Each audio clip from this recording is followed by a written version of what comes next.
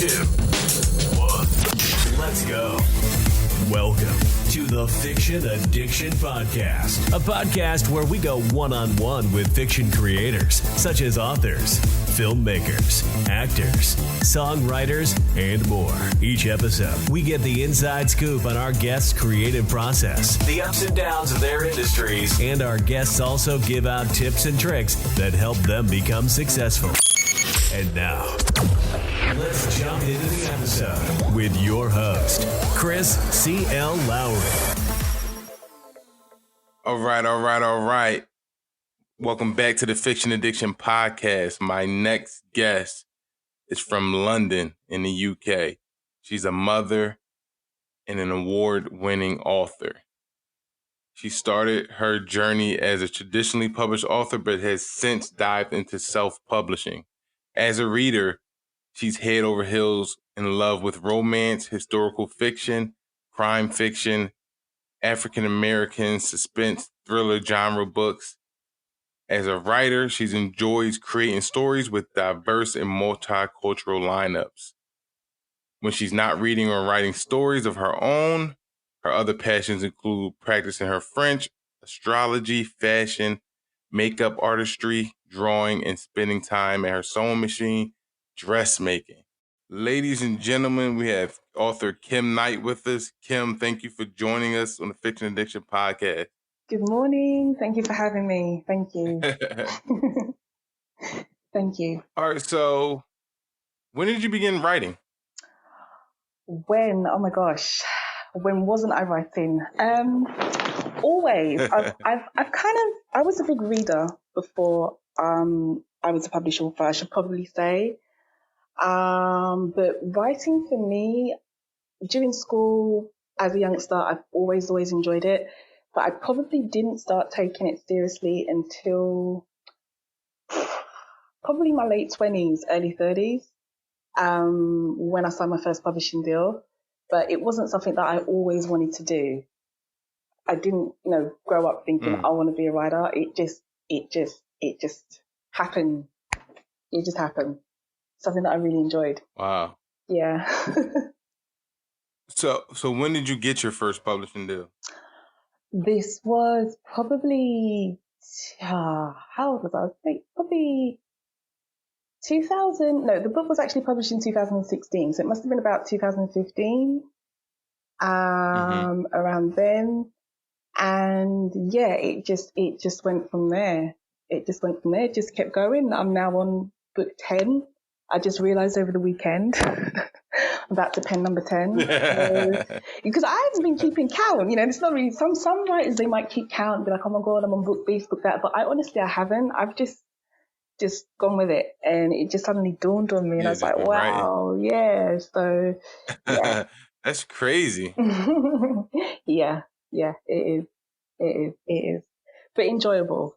So, yeah, definitely. So that first deal, what was that like? How did you go about getting that? Was it the old school way of reaching out to agents first? How'd you go about it? Yeah, it was old school. It was literally sending 3 chapters out or sending, whatever it was at the time that the publisher might have wanted. And I was really surprised. I was really surprised because, first of all, you never think it's going to happen. First of all, you get so much rejection, but that particular first book that I actually did, that I sent out, I got a few rejections, but not as many as I got for others, for example. So I was really, really surprised. And they took it. They said, yeah, okay, we like it. Send us the whole thing. And it kind of just went from there, really, with that particular publisher. It went from there. That was it. Just took off. But then after that, I parted ways with that publisher and I continued to still write, but obviously I delved into self-publishing as well, which I must say I really, really have enjoyed.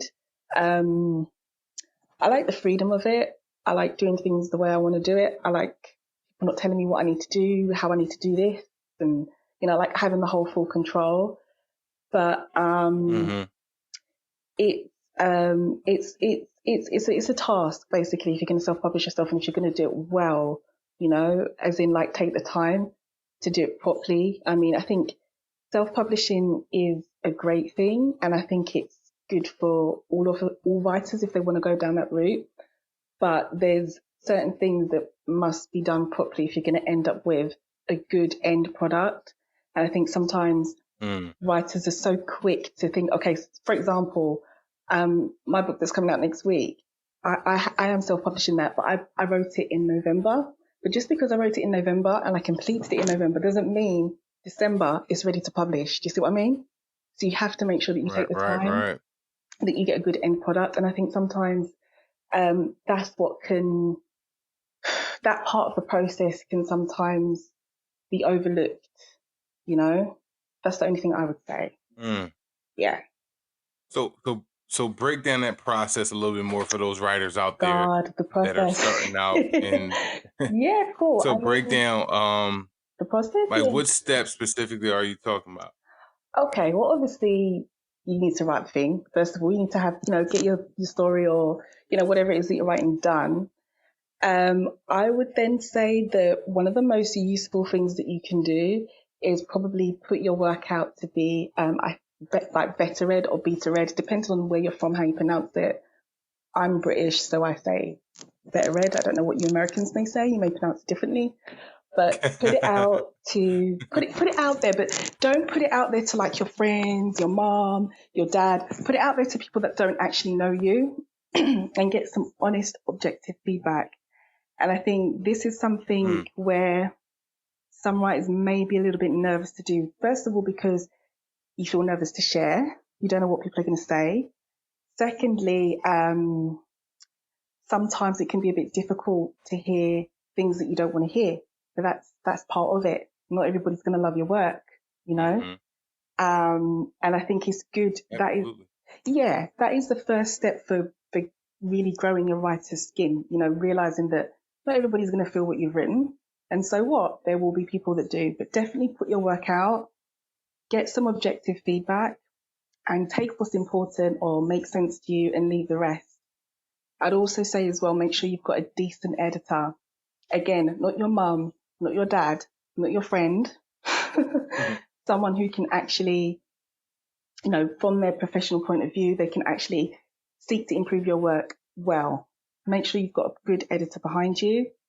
And once you've gone through that whole process there, then really you can start to think about, getting cover design and all that kind of stuff. Or you can do cover design whenever you want. But I would just say one of the most important things is that quality control aspect, making sure that you've got rid of your plot gaps, making sure that it's formatted well, all the basic things that us writers are meant to get correct anyway. If you want to call yourself a writer, is what you need to make sure you've got executed well before you upload that manuscript onto Amazon. That is what I would say is the most important thing. And then once you've done all that and you've gone through all that process and it's up, then obviously you've got the other side of it. You've got the marketing side of it as well, which can be really time consuming and sometimes people don't know where to start. I'd say with marketing, what I've learned is places like Facebook and Facebook groups and so forth are quite helpful. Like if you join a few, but what you may find or what I have found is that a lot of the time you're promoting to other writers in the group. You see what I mean? Because every writer's joined that group to promote their work. So try and think outside of the box as well and find other ways to sort of like get your work out there. Make sure you've got yourself an author site, a decent author site. Like it doesn't even have to be an expensive one. You can use like a WordPress one, but just make sure it's like decent so you've got somewhere for people to find you. Your social media, your Twitter, whatever it is that you feel comfortable using. I mean, I'm not a big social media person anyway, but at least have some form of social media. And that's the main thing for me, I would say, is getting your manuscript ready as a finished product. Just because you've written it and it's done, doesn't mean editing goes on it's an ongoing thing. You have to really, really work on that part. That's just the thing that I would say. because I think that's where the loophole for quality control is in self-publishing, because if you don't have a publisher behind you who will do all that stuff for you, you've got to do it yourself. And sometimes it can be hard to know where to start, who to go to, how to do it. And so you think, okay, I'll do it all myself, proofread it all myself, da da da da da. No matter how many times you proofread it, there will still be things that maybe somebody else will notice that you haven't. So for me, in my experience, I would personally say, if you're going to self-publish, the quality control part is really important. Like I said, I wrote chances in November for National Novel Writing Month. Like, I did the challenge and I knocked it out, but there was no way it was ready. I was going to put it up in December. I was giving it, the time. Right. You see what I mean? So that's what I mean, if that makes sense about the process. Because you don't have the publisher behind you with the editors and everything else to, polish up your work. It's normally like left to them. They'll give you the edits. You'll go over it. You'll accept what you think is good, or you reject whatever, but you'll have someone to work with you. But when you're self-publishing it on your own, you could be tempted to kind of corner cut a bit. And I would say, just don't. It's just not worth it, and it doesn't mean that you have to go and find a really expensive editor either, it just means that you have to find someone decent who is going to be objective and who isn't a family member or a friend, if that makes sense. Yeah, definitely. Yeah. So what is your process of finding editor? What draws you or attracts you to an editor when looking for your book? I would say the first thing is you have to gel with the person. Yeah, you have to gel with the person. They have to be able to understand, excuse me, your style of writing, and they have to understand how you want the story to be told. Because ultimately, the editor is there to try and improve your work, but they shouldn't really be trying to change your voice or change your style. For example, I've had editors tell me, because, for example, I'm a fan of writing in first person or writing in the present tense. And I've had editors try to tell me, but Kim, in the romance genre, it's normally third person past tense. You shouldn't write like this and you have to change the tense. And I'm like, no, I'm not doing that. This is how I want to tell the story because this is how it's coming from me. So I think it's very important that you get a good editor match. Secondly, someone who is skilled, and not just after your money. For example, who I've used, I really, really do recommend her. She found me we found each other, we should say, in a Better Reading and Critique group on Facebook. She offered to better read my work, because remember I said, when you're getting ready to publish, put your work out there to a stranger. Yeah. So I joined the group, said, okay, so I've got the story, blah, blah, blah, blah. Would anybody want to read it? And she offered, but I didn't know that she was an actual professional editor. I just thought she was just like a normal person who just, was just in the group, who offered to better read author's work. So she took my work and she gave me she took I think something like the first 10 pages of the first couple of chapters to see if it would be a good match. And when she sent me back my work, I couldn't believe it. I was like, oh my gosh, this is really good. But I was really happy with what she'd done. And this is what I'm saying, you can read your work so many times to a point where you start reading what you thought you wrote or what you want to be there. Do you see what I mean? And it's not. This is why you need somebody else to take a look at it. And when her name's Brooke Baker, you'll probably find her on Facebook, when she took a look and she was like, okay, she sent me my work. I was like, damn, okay, she's good. And she actually really, really loved my work. We get on well. So I would say someone who is, can pay attention to detail, a good attention to detail, someone who's a good match with your own personal style, and who's not going to try and get you to change what you've written to suit them, or because they think that this is what's going to sell, or because they think that this is what is normally done, to a certain extent. I mean, there are rules that you have to follow, but if you want to tell a story a certain way, and that's how you want to put it across, so be it. Yeah. And those that are trying to tell you to do it differently, not for any other reason, for the fact that they think that that's how it should be done, that's not the end for you, you know? So get someone who understands your style, really, and reasonably priced, and you gel with, I would say. Someone that's really, really skilled, you know, skilled. Yeah, right. Yeah. If that's helpful. That's what I'd say from my experience. Yep. You know, from my experience. Yeah. So what about your cover designers? Like, do you use the same cover designer? Do you use different ones? 'Cause I see you have multiple books. I've used different ones. Actually, for my books that have been self-published, I've used different ones. The one that I used for Chances of Puerto Rican Love Affair that's released next week was by a different girl than I used for the others.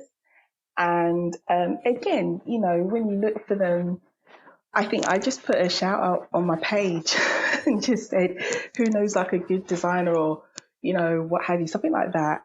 And I had, you know, quite a few people say, okay, I could do this, I could do that. And again, I had an idea of what I wanted the cover to be like. So for me, I kind of gave each person or each designer that responded a brief and see what they came up with. Obviously, things like prices and that stuff comes into it as well. But I was mainly looking for someone who understood what it is that I want. I think that's the thing with me. If I work with someone, I need them to understand what it is that my vision. Do you see what I mean? If I can verbally tell them or write it down for them, and they can produce something that makes me go, wow, okay, yeah, cool, then I'm happy.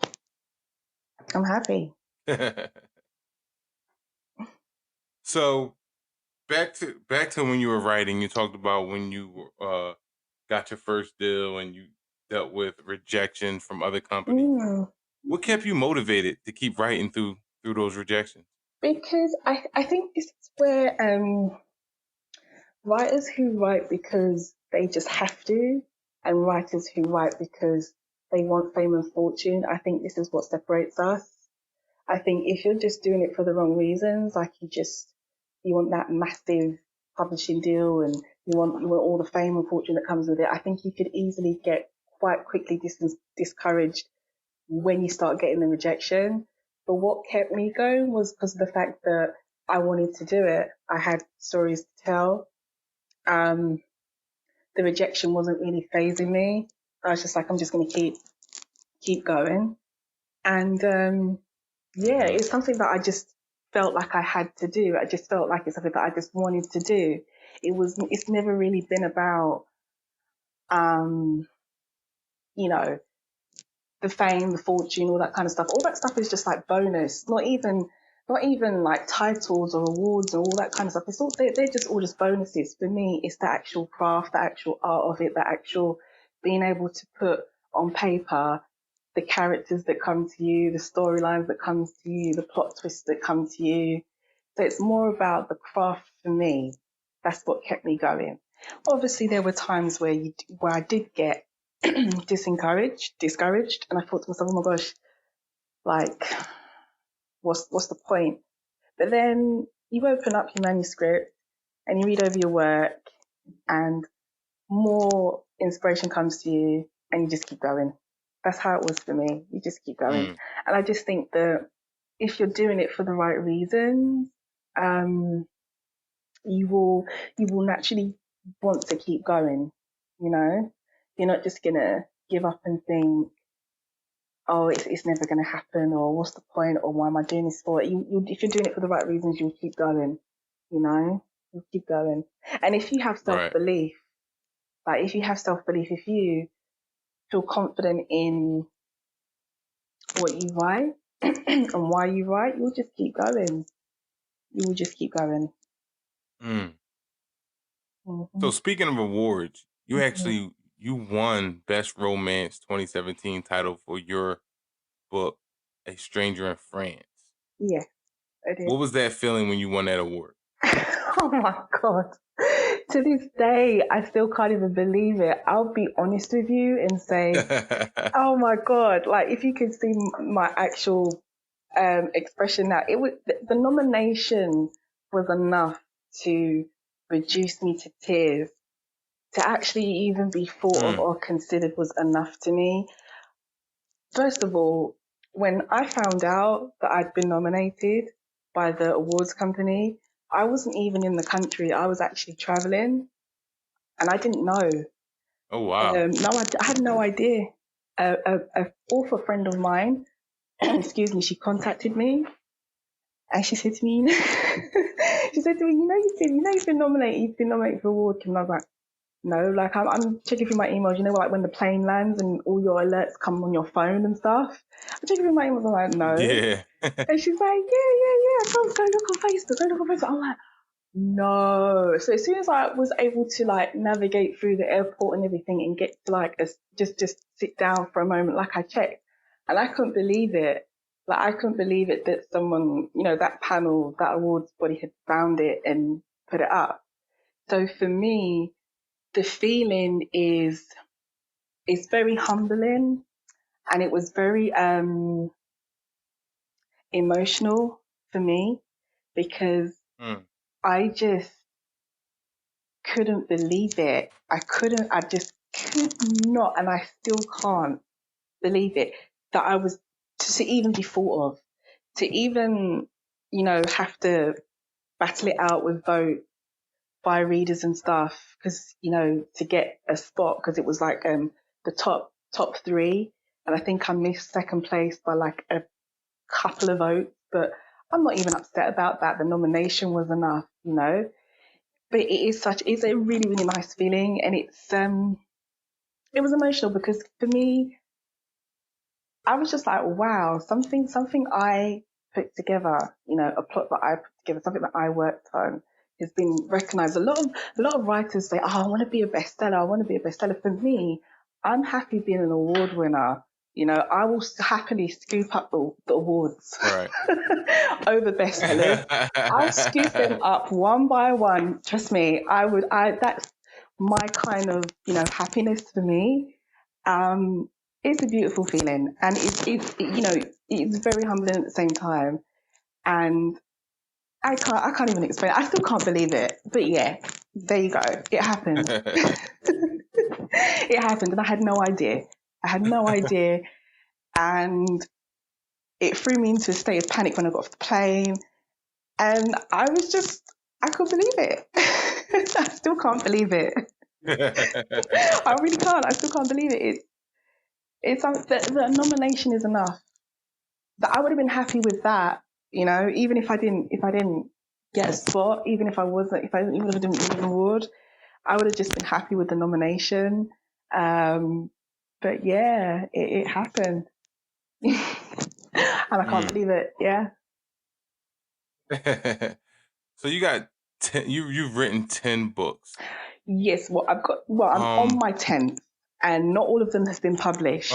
Okay, this is where it gets interesting because Sacrifices that I opened my email a couple of hours ago. Sorry, you have to excuse me now. It's coming up to 4 a.m. now and I'm starting to flag a bit.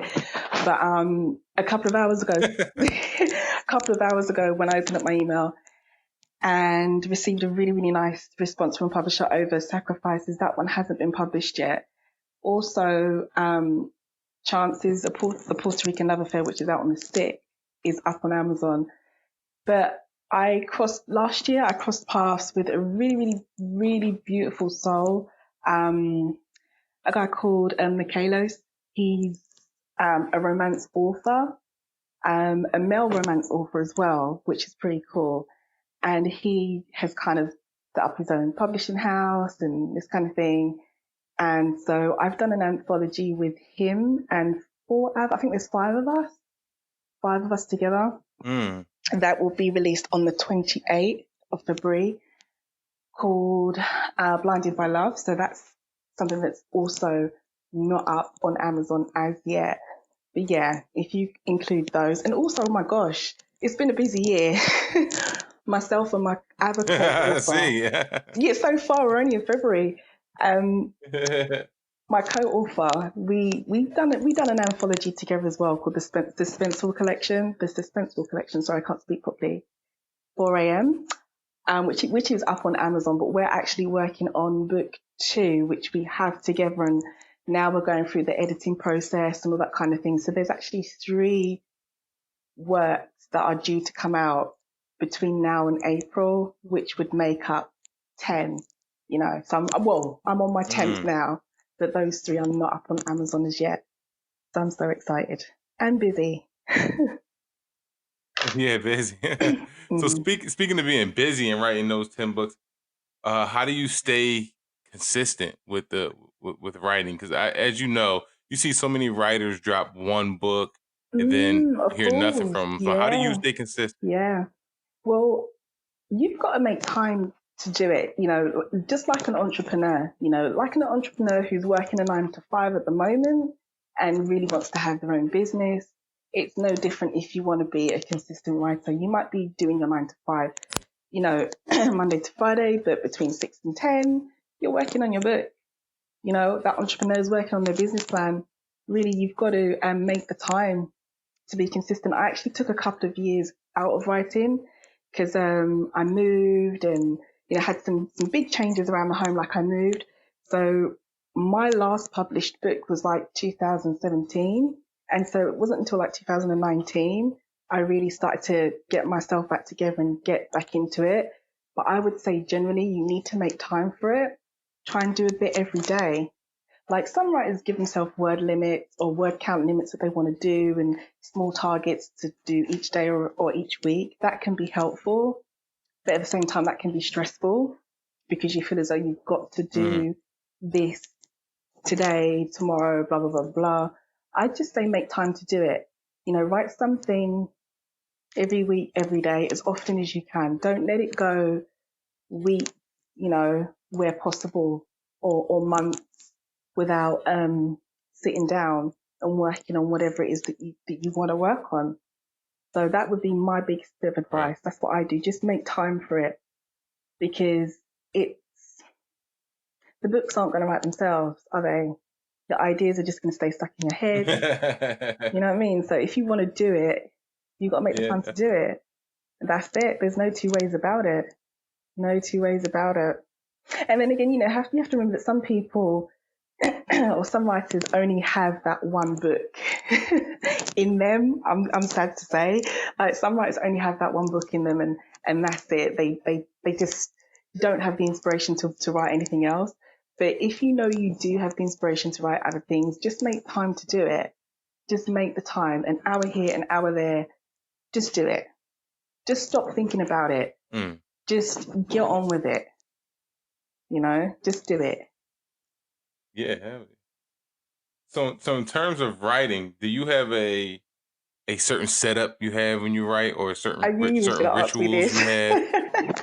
No, I knew you were gonna ask me this. Everybody asks me this. You know what? No, I actually don't. I think I'm a bit of a night owl. Like I've always found that I'm more creative the later it is. So I tend to write like in the evening or like early hours in the morning. Like it wouldn't be what how can I say? It's not like unusual for me to say probably write between midnight and 2 a.m. Yeah.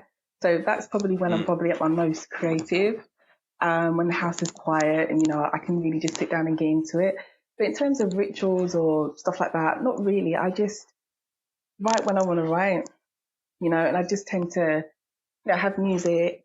Music definitely helps as well. I listen to all kinds of music sometimes because I'm quite someone who, in my stories, like I do feature a lot of songs sometimes because I location write as well a lot. Like a lot of my stories are based in different parts of the world. So music can really give you inspiration as well.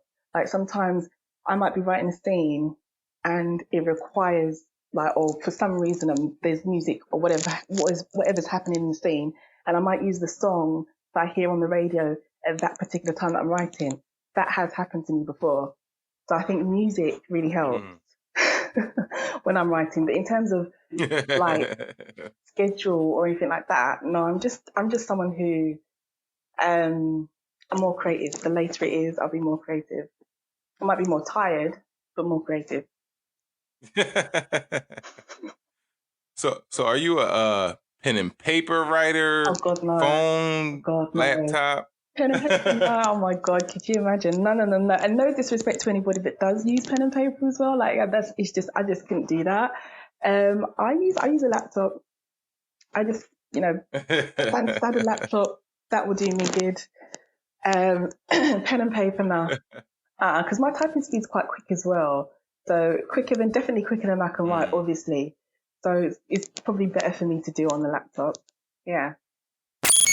Like what you hear so far? Make sure you never miss an episode of the Fiction Addiction Podcast by clicking the subscribe button now. This podcast is made possible by listeners like you. Thank you for your support. Now, back to the show. So you mentioned earlier that you enjoy writing in first-person point of view. What is it that attracts you to that style over, let's say, third? Put it this way, I can do both. Let's get the record straight. I can do both. I can do first person, I can do third person. But depending on the story, sometimes I might pick a first person or I might pick a present tense. But what does attract me to first person is I feel that I'm able to portray the character a little bit closer. For example, the book I'm on now this is actually not a romance. This is a crime thriller, and it's the female character. She is how can I say? She's not that stable. Put it that way. And it's a lot easier and a lot better, I think, for me to really character develop if I do it in first person, depending on the character and the story.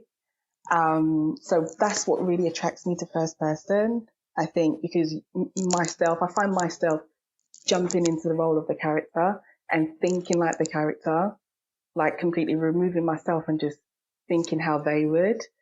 So that's why I enjoy it.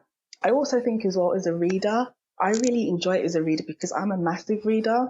And like before I really took writing seriously, I ran a book club for 5 years and like I'd read like 2 or 3 Oh, really? books. Yeah. I ran a book club in London and we'd meet up in Waterstones, one of our biggest chain of bookstores, and it's got like 5 floors or 5 levels of books. It's a beautiful place. Wow. And yeah, it was like my favourite place. It's in right bang smack in the middle of central London, the branch that we used to meet at. And so as a reader, I really enjoy the first person as well. I really, really do. So I think because my experience when I'm reading it, I feel like close to the character. I feel close to the action.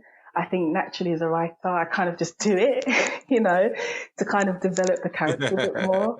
So I enjoy it both ways. I can do, everybody can do third person, past tense. That's cool. But I find some stories for me, I'm called to write it a certain way. And if I am, I do. And I don't, that's it. I do.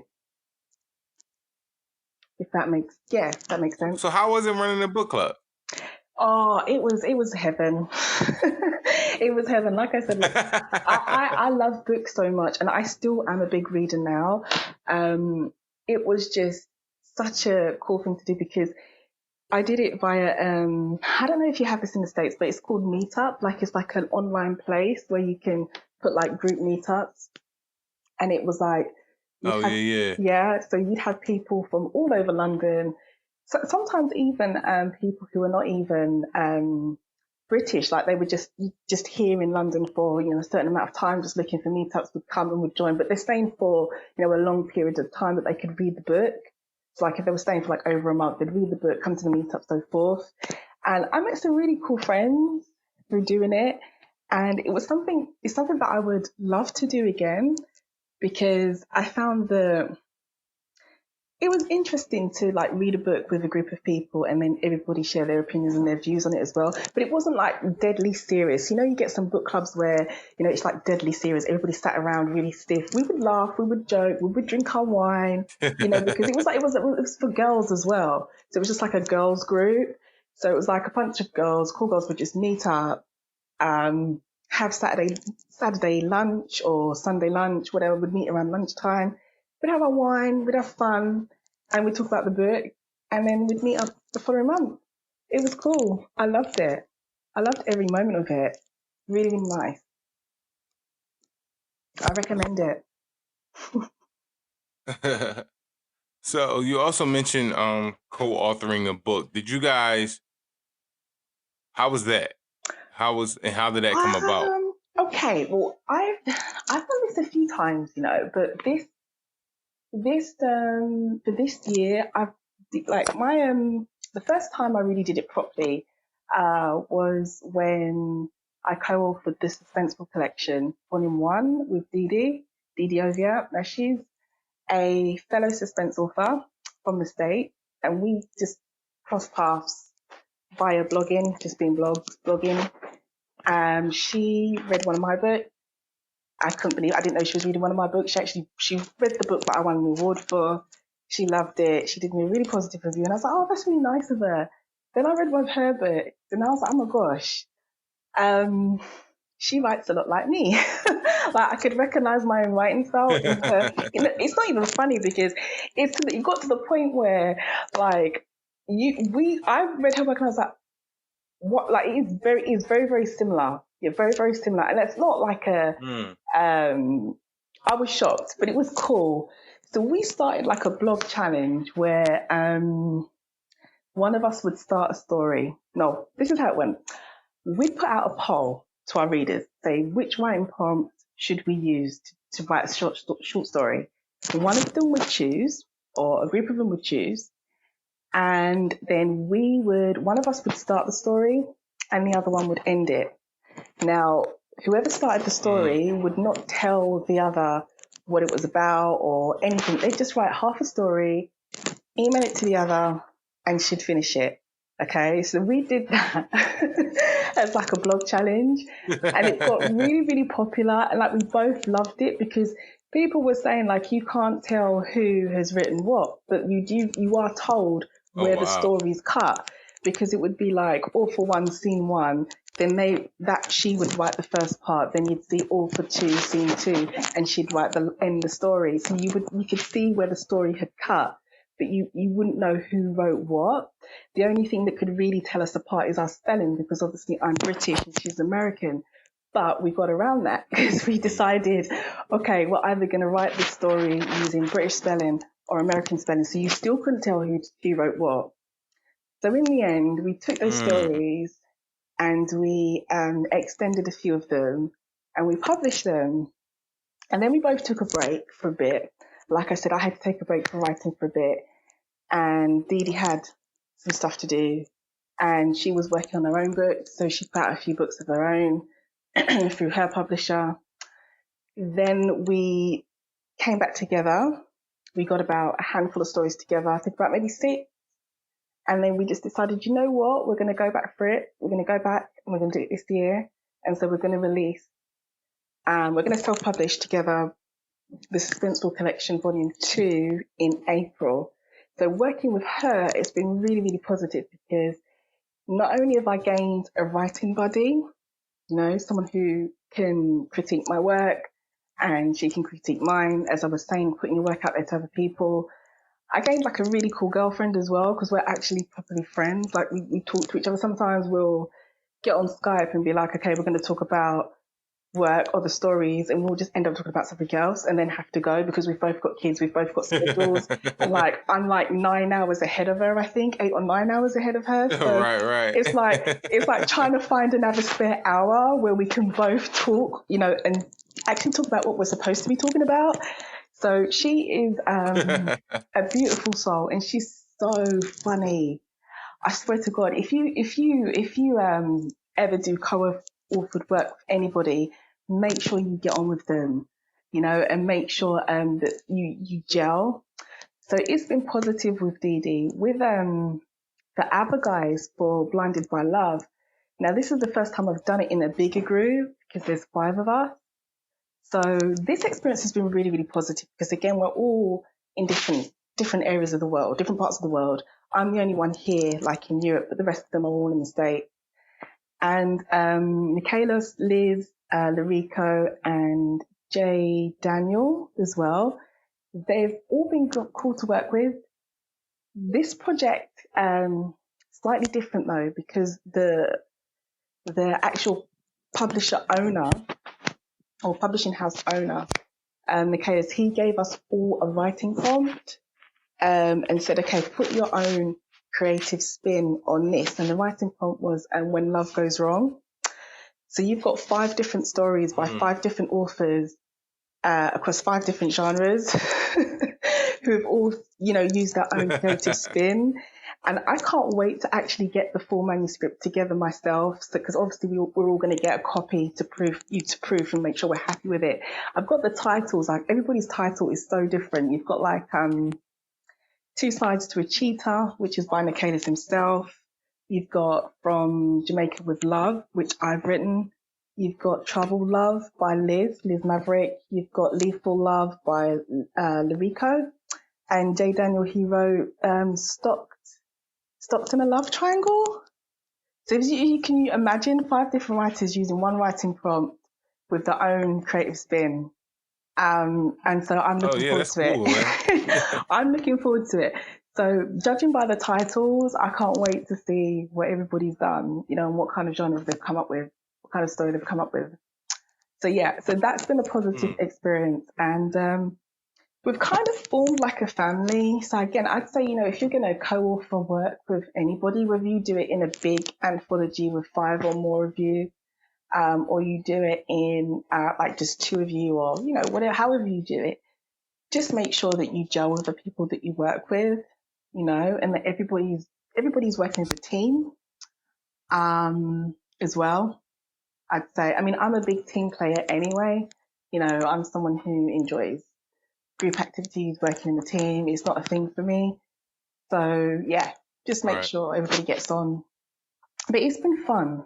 It's been fun. I would do more, I would do more collaborations like this.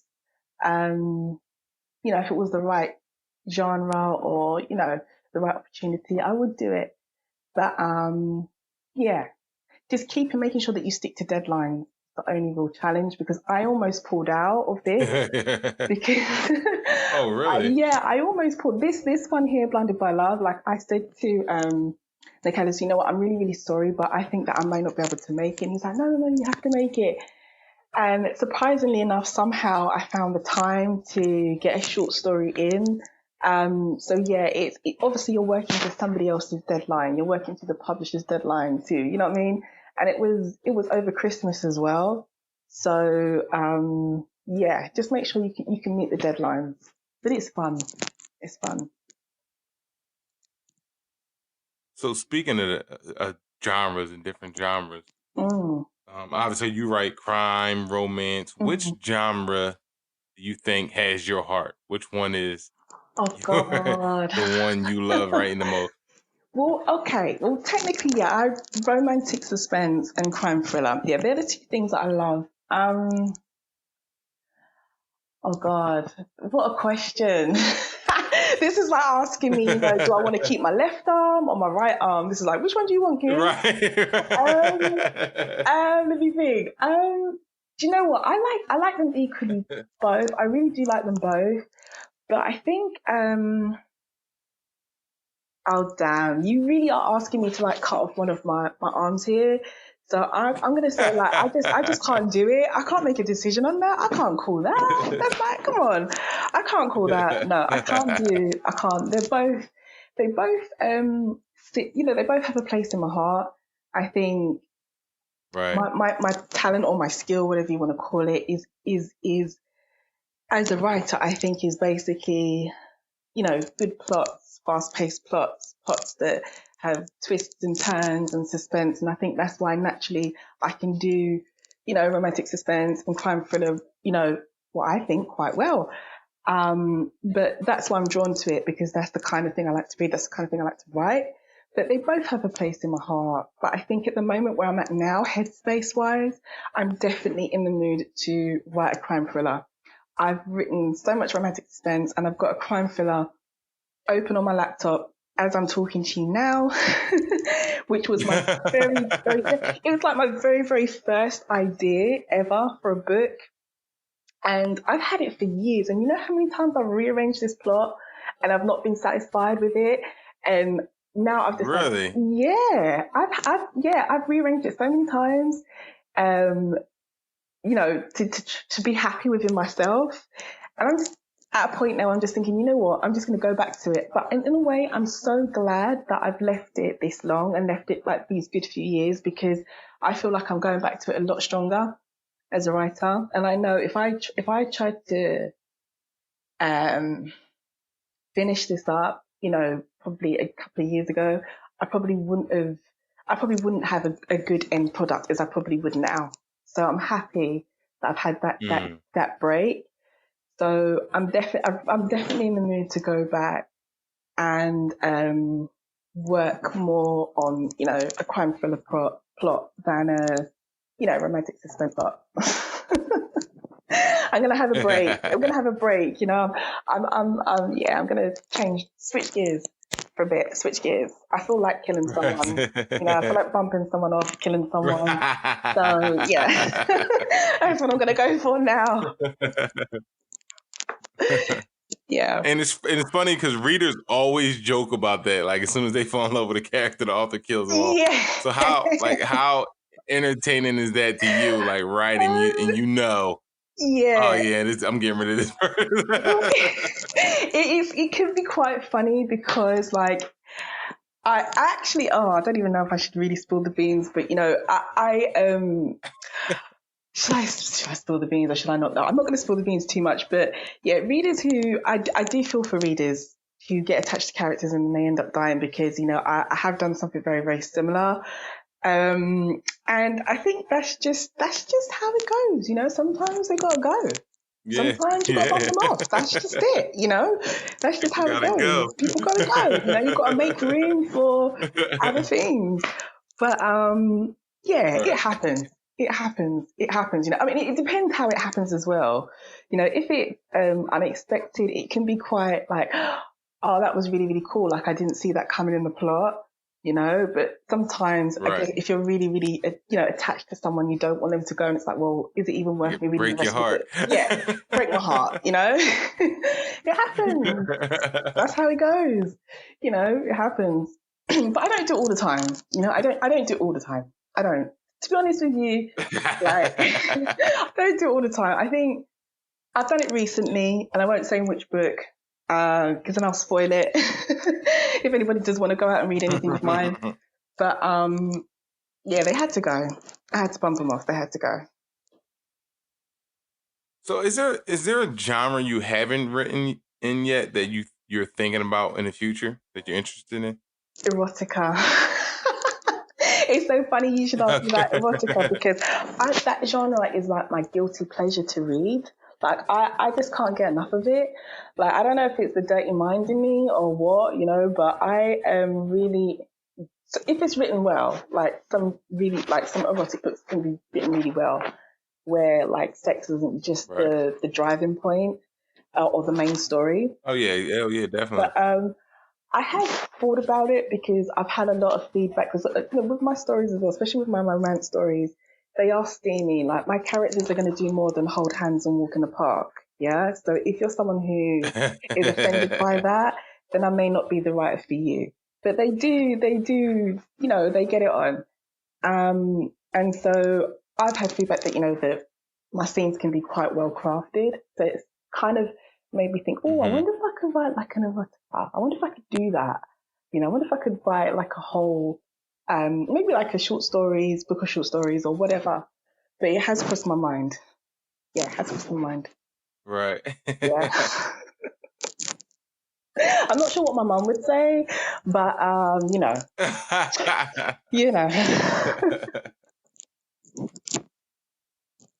So you also mentioned your books take place in different locations around the world. Yeah. What is the process of choosing which location you're going to write about?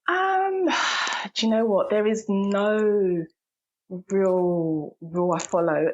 As long as it's somewhere nice, warm, hot, exotic.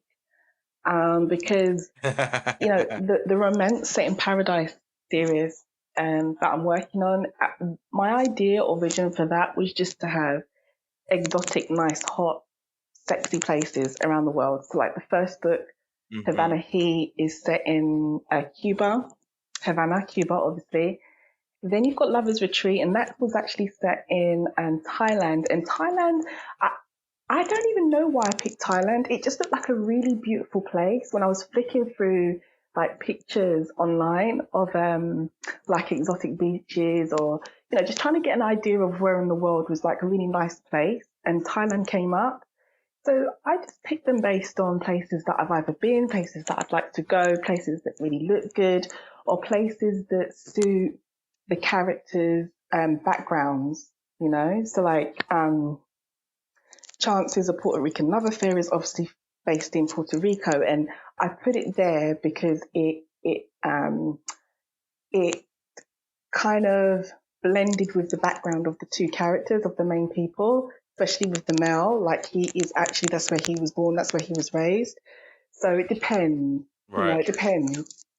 But there's no real method I follow. Just wherever I feel like traveling to, wherever I feel like researching, wherever I feel like going, wherever looks appealing to me, wherever looks like a nice part of the world. Yeah, we'll go there. That's Right. So when you begin your writing, how do you know it. if it's going to be a standalone? Is it going to be a series? Like what's that process like? Do you know from the beginning, or the story to take over? Me personally, well, with the Romance Set in Paradise series, to be honest with you, I knew I wanted them to all be standalone stories, but all based in really, really nice parts of the world. So that was an easy sort of decision for me to make. I just knew it wanted to be standalone. But a series of standalone books, if that makes sense, with that theme of Romance Set in Paradise. Right.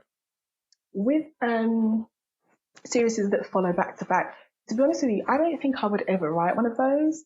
Like a book where you've got book 1, book 2, book 3 of the same characters, same story, but continuing on. Does that make sense? That's never really that kind of traditional series hasn't really ever appealed to me, as a writer. Really? Yeah. As strange as it may sound, it's never really appealed to me because I like to just get my plot done, round it up, bang, that's it. You're done. Enjoy it, right? Okay, move on. Right, kill a plot, that's it. Bang, you're done, move on. It's never really appealed to me personally to create, characters and follow them on. As strange as it may sound, it just hasn't. Not that traditional kind of series kind of thing. But so yeah, I think I'm more of a standalone girl, to be honest. Standalone girl.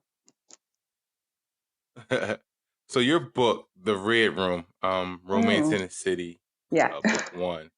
Yeah. So it says it's book 1 of the Romance in the City. That's right. Novella series of steamy and romantic standalone short stories. Obviously, they're all set in vibrant, fast-paced cities around the world. And book 1 has Rita Lane in it. She lives a double life.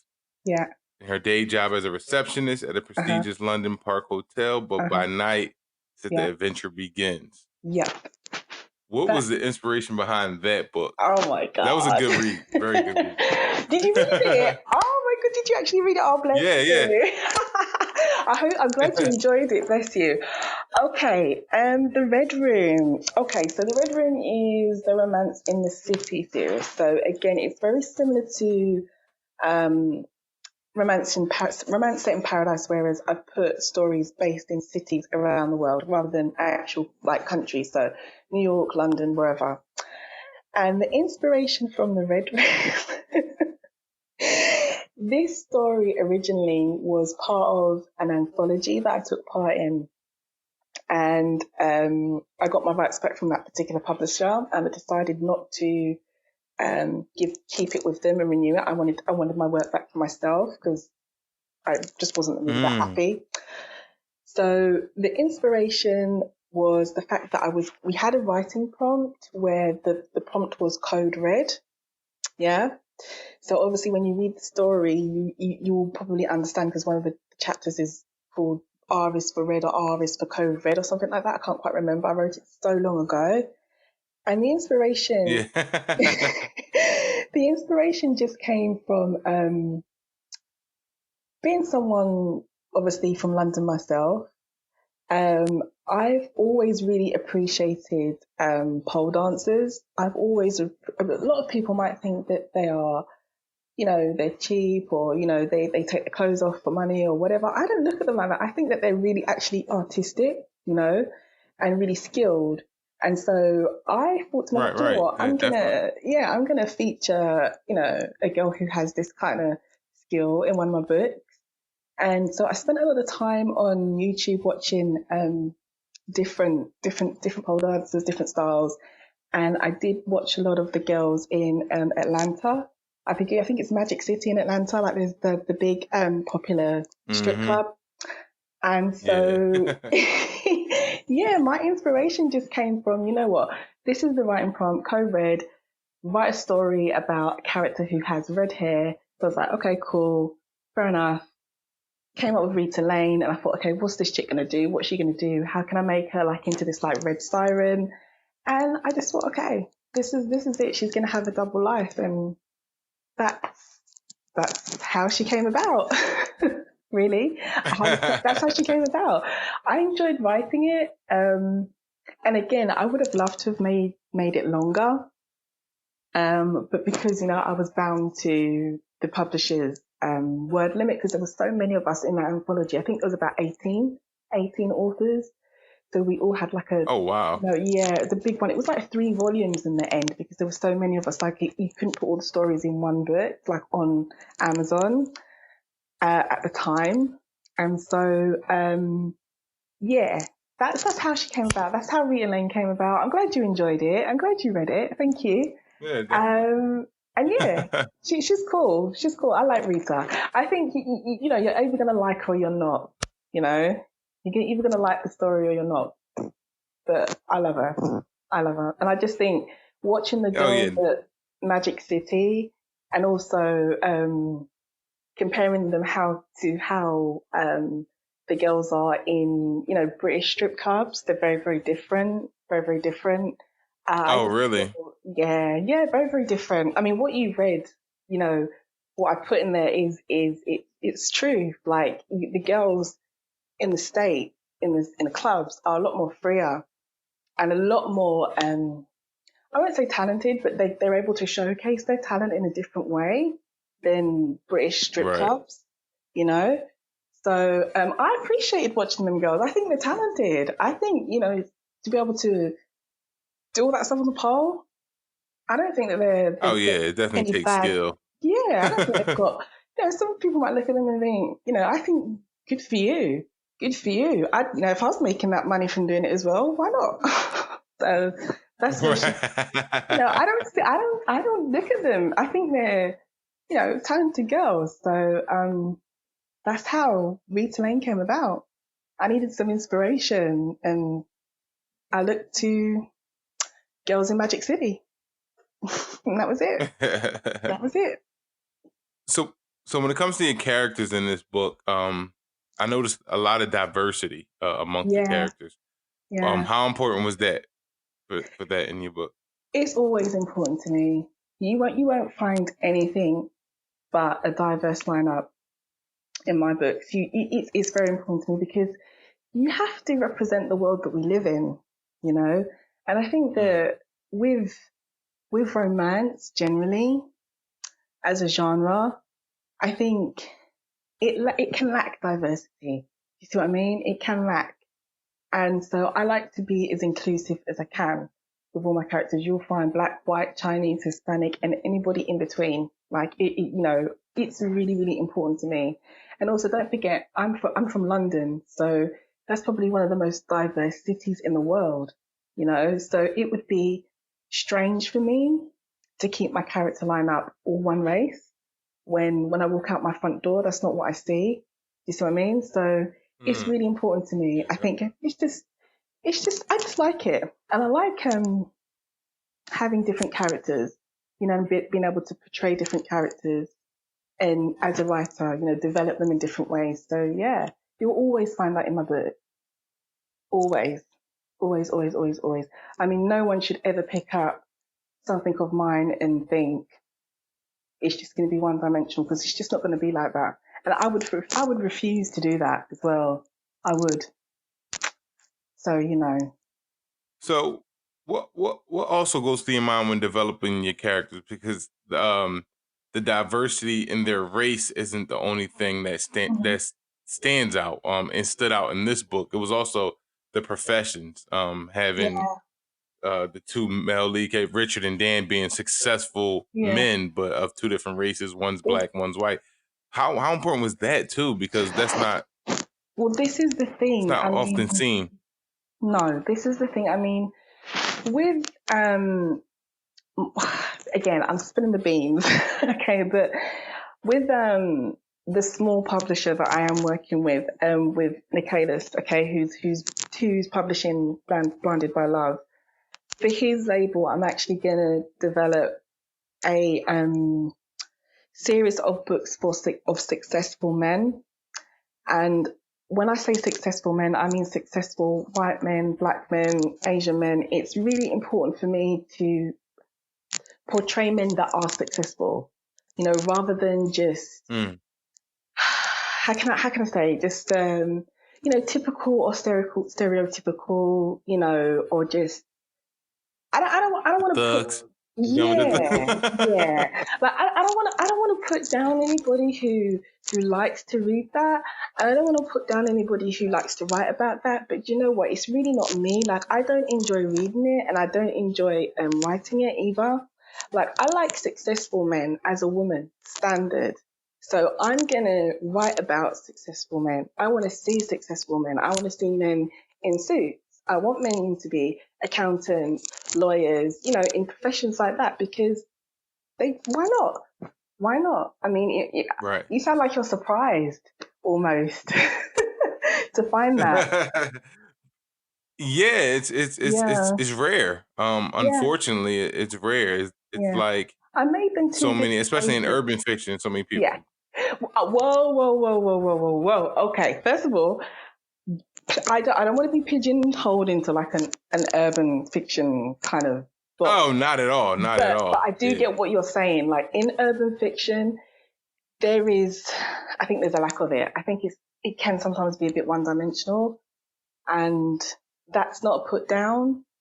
It's just what it is, and maybe that's what readers who like urban fiction want. But me personally, as a writer, I can't deliver that, because that's not really what I want to deliver. Like, I want my men to be successful. I want women to read my romances and aspire to be with successful men. I want their book boyfriends to be successful, that can look after them, that have money. Like, I don't really want to be crafting, guys who aren't professional, or who don't have the ability to look after a woman, or, buggish, or that kind of thing, because it's not the kind of man that I would want, and it's not the kind of man that I would want to craft. And even if he has that kind of background, or he's come from that, because anybody who reads my latest one that's out next week, you will see that my male character is a little bit rough around the edges, but that's not where he's staying. Do you see what I mean? He's moving from that. Mm-hmm. So I don't mind crafting guys who are a little bit rough around the edges, or they've had a bit of a past, or they've had a bit of a background, but that's not going to be them. I like successful men. Period. Right. That's it. And it seems like you can't find those type of men, and even some of the women, sometimes they create in urban fiction stories. You can't find that, so you have to go to other genres, like how you write, just like contemporary romance. Yeah. to find that. I So would agree. why do you think there's such a lack of that type of stuff in urban fiction? Oh damn, without getting myself into trouble. And saying what I think. Oh damn, what a question. Okay. Um First of all, like,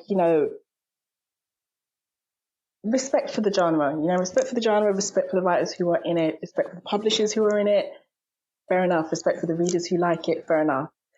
I think there's a lack of it because just people don't want to break stereotypes, People don't want to break stereotypes. And sometimes I sit down and I think to myself, is it because I'm from a different part of the world?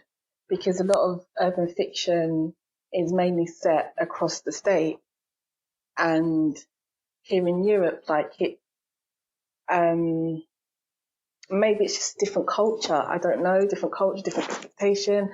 But I do agree there is a lack of it in some urban fiction of women portrayed in a more professional way or a more nice way, or they're not seen as like some kind of $2 hoe or that kind of thing, or some kind of crackhead, or some kind of, just some kind of girl that just really wants a guy with money and she doesn't have anything else about her other than her looks, or guys that just treat women like they're just not worth anything. I don't know, there is a big lack and it does kind of need to change. But if that's the genre and if that's what appeals to that genre or those readers of that genre, then you just have to respect that. But if you want something different, yes, Right. you are correct. You're going to need to come out of that genre and read a more maybe contemporary or mainstream romance author or a crime fiction writer who isn't strictly on the urban side. But it does bother me, because of late I've been reading some urban fiction, and some of it I have really, really loved, and some of it I haven't, purely because of the way things are portrayed. But what I have found is that I've enjoyed urban fiction from authors who are slightly older as well. I think the motives of the characters, and I think the way the men carry themselves, even if they are kind of thuggish, that, and they fall into that kind of box.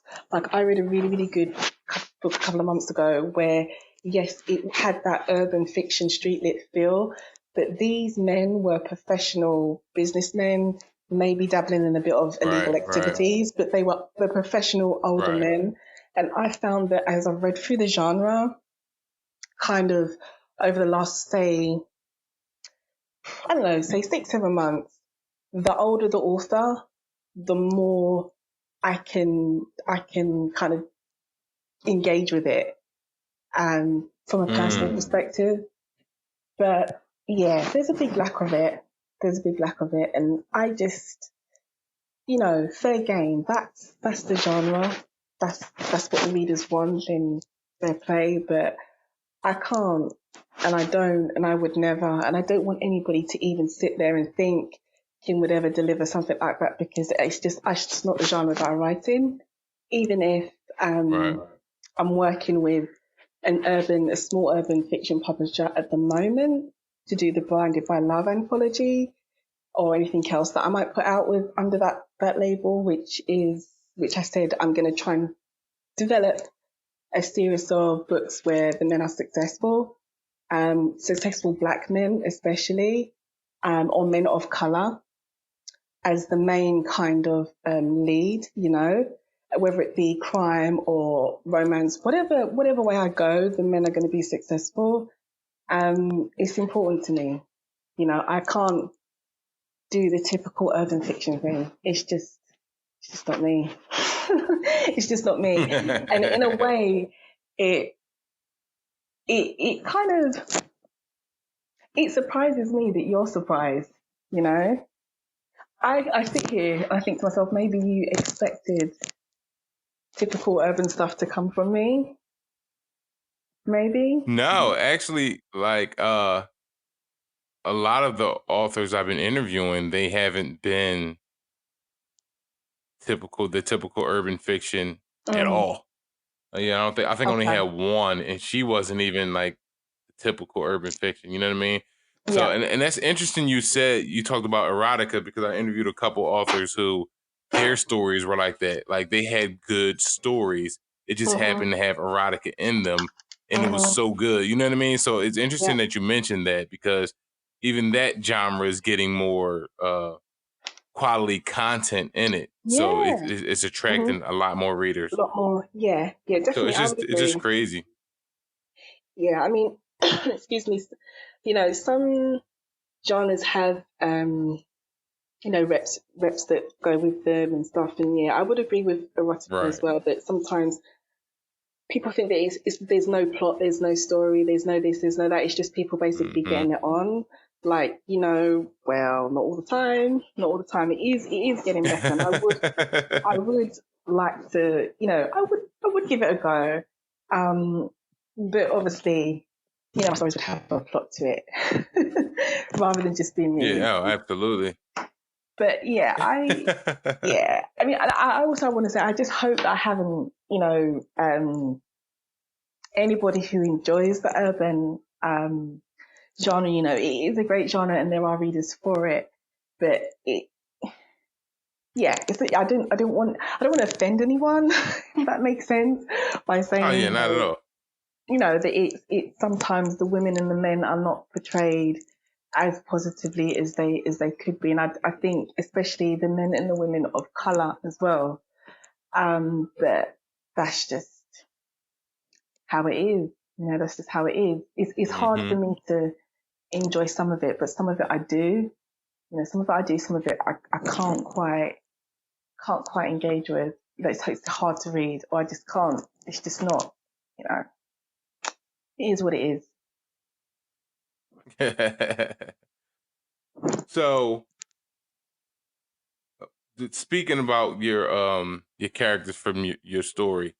I do this depending on what genre people write, but it's gonna be a Mm. little different for you because you're over there in the UK. So I don't know about like your casting in movies and stuff. So I just want you to picture the Red Room as being produced as a film. So we got Rita, Serena, Richard, and Dan. Yeah, who Who would do? you cast Oh my as those gosh, what a characters? question. Okay, it is like 4:30 in the morning. Okay, let me get my thinking hat on for this one. Just in case there's anybody out there listening, who does want to take this manuscript and make it into a film, let me just pick some good actors. Let me just get it right. Okay, let's see, Rita. So Rita the fiery redhead. Rita the fiery redhead. No, no, no. I'm gonna start with um Richard. Okay, so I'm gonna start with Richard, the guy that actually, has something with Rita. I would say for him, I would pick someone like that you might know as well, being on your side of the world. Do you know? I know, right? Do you know? Oh, what's that guy's name? You've put me right on the spot now. Do you know? Do you know? Idris Elba. You must know who Oh, he of is. course, everybody Yeah. better know Okay. Eric. Cool. Okay. So yeah, I would put him up. I'd put him up for Richard's part, or maybe no. Denzel's a bit too old for him. Idris could do a good job. I'd say for Dan, he's like sidekick, he's business partner. So let's see, Dan's got blue eyes and dark hair, so he could play his part really, really well. Good, you put me on the spot. 4:30 in the morning. You give me. So who do you think can play Dan? Who do you think can play Dan? Revote, and I'll tell you yes or I no. don't look wise. I would say somebody like Zac Efron, but I think he's kind of on the younger side. Oh yeah, Zach is a little bit young, but that kind of Yeah, look, he looks like a little bit on the younger yeah, side, but yeah, Zach is a little bit yeah. young, but yeah, that kind of look. Or who else we got? I can't even think. It's the time's just putting me away. I'm ready to tune it. I'm ready to fall into bed. But yeah, someone who's got like a whole Zach look, or maybe even Justin Timberlake. Yeah, What do you think? Justin Timberlake, possibly. yeah, he can make it Um, work. he could make it work. So you've got Idris Elba, you've got Justin Timberlake. Now, Rita, this is going to be the difficult one because she's actually a redhead. So the female will probably need to dye her hair because I can't think of any actual natural redheads to play this role for her. But I would say who could take Rita's role really, really well as an actress? Let's think. No, do you know who I would put there? And this is going to sound really, really strange, but purely because I know she's a good dancer. I would say Britney Spears. Britney Strange, Spears. yeah. Purely because the I don't think dance Britney part. Spears would say Britney Spears. No, she wouldn't. She probably wouldn't. But because of the dance aspect, because you're gonna need someone who can move at least, you know, even if it's choreographed Yeah, and dance. that's crazy. Yeah, I didn't even think of that. Yeah, you do have to get somebody that Yeah. can actually So do I'd some say, type of. yeah, Britney That's hard. or yeah, but it would probably be quite difficult to cast Rita. Actually, might be quite Yeah. difficult, because of that dance element. But she's the first one that came to mind because you know Britney can move. Everyone knows Britney can move. She might not be able to sing great. Sorry, Brit, I love you a lot, but dance is your thing. So yeah. So last but not least, Serena. Serena. Serena, her other receptionist, her girlfriend on the reception. So Serena's blonde, right? From what I remember. Serena.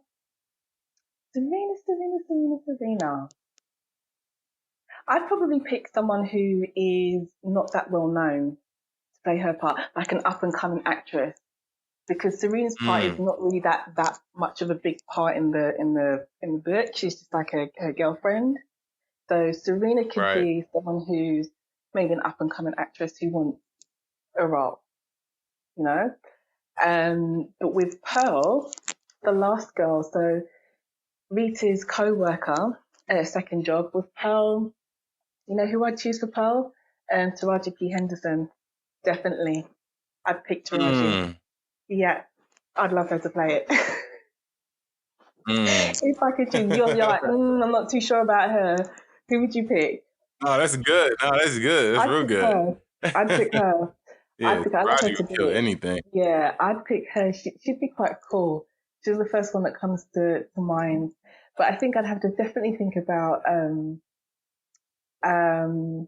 Dan, you know, because we've only got Zach, and Zach's he's a bit young. But we could use Justin, and maybe Rita. Have to double check on her. But yeah, Brittany will do. She can move. She can move. So do you see yourself diving into other types of writing, in like terms of screenwriting, playwright? You see yourself doing any of that in the future? I've never thought about that. You know, I've never. Do you know what? I've never really thought of. It's funny because someone actually asked me on Facebook whether I would think about doing it or whether I want to learn how to do it. Someone who's actually teaching other people how to screenwrite, and I was kind of at the time I was thinking, I'm not sure if I could really do something like that. Like, I'm not really sure if I could really, you know, move in that direction. But for now, I think I'm just going to focus on like fiction writing, knocking my books out, and going down that route. I don't know if I want to jump into anything else as yet because I feel like there's still so much for me to do. I still got so many ideas in my head that I want to put into just, you know, general fiction books. But Oh screenwriting, yeah. playwriting, I haven't really thought about that. You know, I kind of just thought to myself, well, what am I happy doing at the moment? And what are my goals or what do I really want to establish now? Yeah, if that kind of helps or makes sense. No, I haven't really Yeah. thought in that kind of direction, but I'd never rule it out. You know, I'd never rule anything out. I'd give most things in life a try at least once, you know, so at least I can say, yeah, I've done it and I liked it or I didn't like it or what have you. But Right. in the here and now, I think I'm just gonna put my attention on my novels. That's where I see myself now. You're As focused. as a novelist, that's where I see myself now. So yeah, that's where I am. That's where I am. So, so what's next for Kim Knight? Well, like I said, yesterday or a couple hours ago, whatever the time was, it's 4:30 in the morning. So please bear with me. I'm starting to flag now and I'm tired. I got confirmation that I have been offered a deal on the book I wrote last year. Yay! That I thought that I was never ever going to get a positive response Congrats. on. I know. Thank you. So I'm going to probably be working on getting Sacrifices out and prepared through that publisher. And I've also promised one book or signed one book with, as I said, the guys who are doing Blinded by Love. So I said I wanted to do something with a successful man, get successful men out there. So I'll probably produce one for him, see how it goes with his label. So those are the two things that are on my plate right now. And also with my other co-author with Dee Dee, trying to finish up what we've got already prepared on the Suspenseful Collection Volume 2 for an April release. So it seems like things are about to get busy again for me. Just when I thought, okay, it might calm down a bit, so that Right. really, they're really the three things that I'm going to be working on now. I mean, I'm extremely proud to finally have secured something for Sacrifices because that story means so much to me. I just really enjoyed writing it. It's totally different. It's something that I've never really done before. I've told the story back to front. The female's a lot older. Part of it is set in the 1960s. And it's set in 3 different parts of the world. So it's like a historical romantic suspense. And it took a lot. It took a lot for me to get that penned. And I'm really proud of it. So I'm really happy. At this moment in time, I'm happy that I've managed to get that project secured somewhere because I was just going to self-publish it. And, I made a promise. Made a promise to my mom. I said, I'll keep submitting my work out to publishers for at least a year till April 2020 before I give up after so much rejection. And I got something within a year. So I'm happy. Crazy. That's dope. Yeah, I'm really happy. But, you to get that one, positive response, how many submissions do you think you've got to make? That's the crazy thing. How many agents do you think you've got to approach or publishers? Like I did a lot, a hell of a lot, but hey, I'm just happy something came back. I mean, said you got a yes now. yeah, and you only need one, that you only need one. Only need one. Only need one. So otherwise I would have just self-published it myself. It wouldn't have been a thing. But, I feel like I want a home. Like I want to find a nice publisher that I feel like I can work with and build a relationship with and, keep putting my work out through them. It doesn't matter how big they are, all that stuff's really irrelevant to me. It's just having, a publishing house that is really, dedicated to their authors, and you're not treated like, you're on a like some kind of treadmill. Do you see what I mean? Do you know what I mean? Like just pushing through and yeah. So, I'm happy with that. And for Silicon Publications with the guys I'm doing Blinded by Love with, I've completely let the cat out of the bag over what my idea is or what I wanted to work on. But yeah, I'm going to build up a series of potentially like Black billionaires, something like that, where all my male characters will be successful men of color. Also, you have, the multicultural side of it as well. But I want something where the men are success. I don't want to. Right. Yeah, that's what I want to be working on. Yeah, that's where I'm coming from. So tell the listeners where they can reach out to you at, where they can find your books at, how they can get in contact. Okay. Yeah, okay. Well, first thing to say is on release day on the 6th of February, 2 of my books will actually be free to download on Amazon. So if you head to Amazon, you will find me there. You can just look for either Havana Heat or Lover's Retreat. Both of those will be free. And so will the Suspenseful Collection Volume 1 on the 6th. And then on the 9th and 10th, 2 of my books will be free again. But if you want to stalk me, feel free to stalk me. Just go to kimknightauthor.com. My author site's there. Or you can find me on Facebook. Just put my name in, I'll come up. Kim Knight Author, I'll be there. Or you can, like my Facebook page. I think it's Kim Knight Author UK. Give me a Facebook like, or Twitter at Kim Knight Author as well on Twitter. So yeah, that's all I use: Facebook, my author site, or Twitter, or BookBub as well. If you are someone who follows authors on BookBub, if you just go to BookBub and put in Kim Knight, then I will be there. And that's it. So stalk me. By all means, readers, if you want to stalk me and go and grab yourself a free book. All right, Kim, we appreciate you. Thank you so much for this dope interview and dropping those gems for the listeners. Thank you. Thank you for having me. Thank you for joining us on the Fiction Addiction Podcast. Make sure you visit fictionaddictionpodcast.com for links on everything we talked about today, as well as awesome resources, additional tips, and fiction addiction merchandise.